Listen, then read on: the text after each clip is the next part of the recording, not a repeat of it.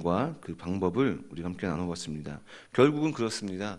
악인들의 삶의 모습을 보여주면서 우리가 그 악인의 모습을 닮아가지 말자라는 모습으로 우리가 함께 말씀을 나누면서 악인의 모습을 쫓지 않으면 우리가 무엇을 쫓을까? 바로 하나님의 말씀을 쫓고 그 말씀을 쫓는 사람들은 오아시스의 비유를 통하여서 하나님의 말씀에 깊이 심겨지고 뿌리를 내어주고 그리고 그 시절을 쫓아서 하나님께서 열매를 맺게 하는 그 풍성한 삶을 누릴 수 있다는 것을 우리가 함께 나눴습니다.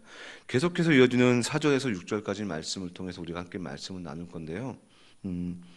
성경에서는 여러 가지 우리에게 두렵고 교훈과 또 책망하는 부분도 있지만 저는 그 말씀을 늘 대하면서 또 말씀을 읽을 때에 그 두려움과 떨림도 있지만 그 위로가 있기 때문에 이 말씀을 자꾸 제 손에 쥐어지게 되고 읽게 되는 것 같습니다. 오늘도 이 말씀을 통해서 저에게 참 위로가 되어지더라고요. 준비하면서 참 왜냐하면 세상이 험하고 세상이 참 의지할 게 없기 때문에 말씀을 읽는데 위로가 되더라고요. 오늘 4절부터 우리가 하는 그 말씀을 나눌 건데요. 악인은 그렇지 않으며 라고 시작하게 됩니다. 뭐가 그렇지 않다는 것이죠? 바로 앞절 3절 말씀에 나오는 말씀을 우리가 생각해 볼 필요가 있는 것이죠. 의인은 시냇가에 심은 나무가 시절을 쫓아 과실을 맺으며 그 잎사귀가 마르지 아니함과 같으니 그 행사가 다 형통하다라고 하는 것처럼 악인은 그와 반대되는 삶을 살게 된다는 것이죠. 의인의 형통한 이유는 앞서서 제가 말씀드렸지만 그 철저하게 의인의 형통한 이유는 잘나서가 아니고 또 무언가를 많이 소유하고 있어서가 아니라 하나님을 의지하고 하나님을 쫓기 때문에 형통할 수 있다는 것을 우리가 알 수 있습니다.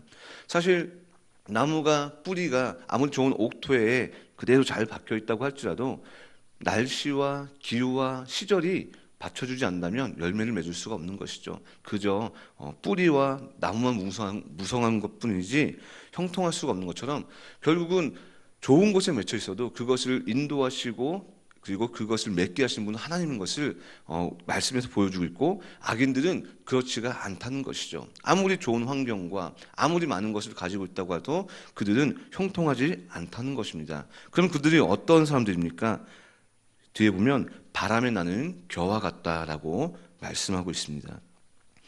이 겨라는 표현은 구약 성경에서 한 8번 정도 이렇게 표현됩니다. 근데 이 겨라는 것을 표현할 때 결코 긍정적이거나 좋은 의미로 쓰여지지가 않아요. 주로 가볍고 그리고 또 허무하고 그리고 접히지 않는 그런 것을 이야기할 때에 겨라는 표현을 합니다. 겨는 무엇입니까? 알곡을 수확했을 때에 알곡만 빼고 남은 그 껍데기를 이야기하는 것이죠. 결국은 알곡 없는 그 빈 털털이 아무 의미가 없고 아무런 영양가도 없는 것, 악인을 표현할 때에 바로 그러한 겨와 같다고 표현하는 것입니다. 그럼 그 알곡이 무엇입니까? 계속해서 반복하는 것이죠. 하나님이 없는 것, 하나님이 없는 것이 바로 알곡이 없는 것이죠. 우리가 아무리 세상에서 좋은 것을 누린다 할지라도 그것이 하나님이 없다고 한다면 그것은 결코 알맹이가 없는 껍데기며 악인들이 아무리 많은 것을 소유해서 겨가 우리 온 교회를 덮을 만큼 가득 차였다고 생각해 보십시오. 그러나 바람이 한번 세차게 불면 그 겨들은 결코 그 자리를 지키지 못하고 다 흩어져서 빈 털터리가 되는 것. 결국은 악인들의 인생과 삶이 바로 이런 겨와 같다고 시편 기자는 우리에게 말씀하고 있다는 것입니다. 알곡 없는 것, 바람 한번 불면은 수북히 쌓여 있는 것 같지만 싹 없어지고 흔적도 없이 사라지는 그런 인생을 악인의 인생이라고 표현하고 있습니다. 철저하게 오늘 시편 1편 기자는 악인과 의인의 삶을 이렇게 대조하고 있습니다. 의인은 형통하지만 악인은 바람에 나는 겨와 같이 흔적도 없이 사라지는 것. 그러한 이들은 어떻게 됩니까? 그러므로 악인이 심판을 견디지 못한다고 합니다. 심판을 견디지 못하는 것. 바람이 당연한 것이죠. 바람에 나는 겨와 같기 때문에 하나님께서 엄중한 심판하실 때 그들은 결코 견딜 수가 없는 것입니다. 이 심판이라는 단어를 생각해 볼 때에 히브리어로 원어로 보면 쇼페트라는 단어를 사용하게 됩니다. 사사들을 표현할 때 똑같은 말을 사용하는데요. 이 심판이라는 단어를 하나님께 적용했을 때에 구약에서 그리고 또 성경에서 볼 때에 이 심판은 어떤 의미를 가지고 있냐면요. 한 치의 오차도 없이 정말로 하나님의 한치의 오차도 없는 하나님의 공의를 이야기하고 있습니다. 결국은 그 하나님의 공의로 인하여서 악인들의 삶과 악인들의 인생을 딱 잣대로 되었더니 그들의 인생은 겨와 같고 마지막 심판의 날에 그들은 아무것도 건질 수가 없는 인생이라고 하는 것이죠. 그런 심판을 견디지 못하는 악인들이 5절 말씀 하반절에 보니까 의인의 회중에 들지 못한다라고 말씀하고 있습니다. 하나님은 창세 이후부터 선택받은 그 백성들을 이끄실 때에 철저하게 구분되어서 선택하여서 자신의 백성들을 이끄셨습니다. 이 회중이라는 단어를 통해서 하나님의 믿는 무리를 우리가 이야기할 수가 있거든요. 우리가 민수기 16장에 보면은 하나님께서 이제 출애굽 이후에 늘 하나님의 백성들, 하나님의 선택받은 이스라엘 백성들을 가나안 땅으로 인도할 때에 끊임없이 그 안에서도 하나님과 대적하고 하나님과 맞닿는 그런 회중들이 있었습니다. 민수기 16장에 보면 고라와 다단 같은 한 이스라엘 민족이었음에도 불구하고 놀라운 하나님의 구원의 역사를 체험했던 민족이 같은 동족이었음에도 불구하고 그 안에서도 역시 하나님의 의인의 회중에 들지 못하는 민족이 있었으며, 그리고 또 무엇을 이야기할 수가 있습니까? 그 구분되어지는 것, 결국은 예수님께서 마태복음 25장에 말씀하고 있는 양과 염소의 비유에서 결국 하나님의 심판의 마지막 때에 그 염소가 양의 무리에 들어가지 못하는 것처럼 결국은 악인들은 아무리 그들이 인생에서 누리는 것이 많아도 마지막 날에 그 심판의 때에는 하나님의 의인의 회중에 하나님의 놀라운 그 심판의 자리에 피할 수가 없다는 것을 이야기하고 있다는 것입니다. 이 말씀만 보면 벌써 우리는 위로가 됩니다. 아무리 이 세상에서 악이 판을 치고 악이 득세를 하고 정말 우리 같은 연약한 사람들이 설 수 없는 그런 자리일지라도 이 말씀이 그래, 결국은 우리는 이 땅에 지금 가지고 있는 것이 적을지라도 우리는 알맹이를 갖고 있구나, 우리는 알곡으로 살아가고 있구나, 저 많은 사람들, 많은 것을 가지고 있다고 할지라도, 많은 힘을 가지고 있다고 할지라도 살아가는 저 사람들은, 하나님이 없는 저 사람들은 겨와 같구나, 저들은 결국에는 하나님의 물에 들지 못하는 그러한 연약한 사람들이라고 하는 그 말씀이 참 위로가 되는 것 같아요. 결국은 6절 말씀 우리가 함께 읽어보겠습니다. 함께 읽겠습니다. 시작. 대저 의인의 길은 여호와께서 인정하시나 악인의 길은 망하리로다. 아멘.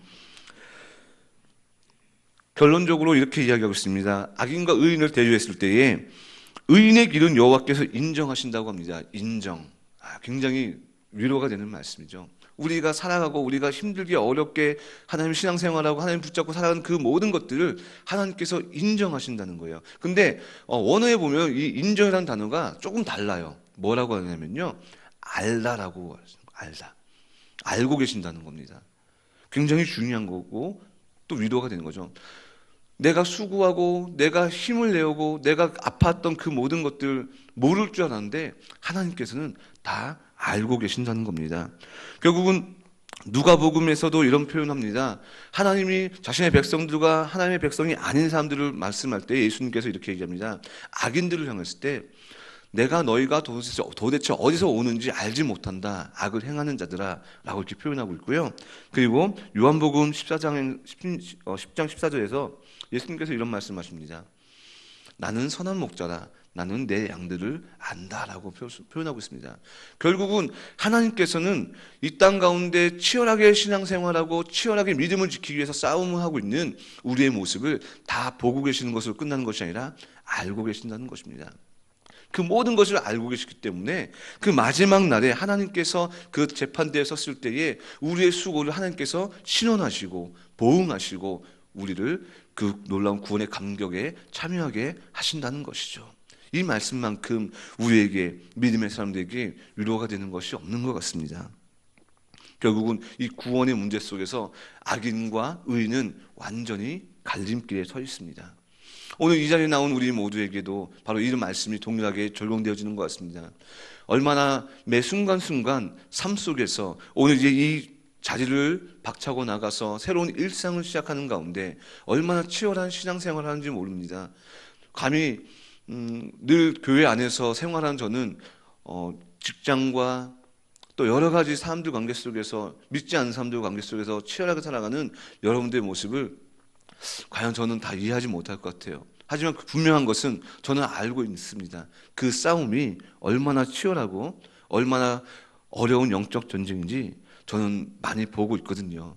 하지만 이 말씀을 통해서 위로함을 얻기를 간절히 소망합니다. 악인들이 아무리 우리를 둘러싸고 애워싸도 결국은 그들은 알맹이가 없는 겨와 같으며 마지막 날에 그들과 우리와 갈림길에 섰을 때에 하나님이 우리를 시원해 주시고 그동안 아팠던 상처들을 닦아주시는 그 놀라운 그 마지막 날의 그 일들을 바라보면서 힘을 얻으시고 오늘도 그 놀라운 하나님의 은혜와 또 의인의 회중 가운데서 하나님만 바라보고 하나님만 말씀을 바라보고 쫓아갈 수 있는, 따를 수 있는 우리 사랑교회 성도님들 되기를 간절히 소망합니다. 기도하겠습니다.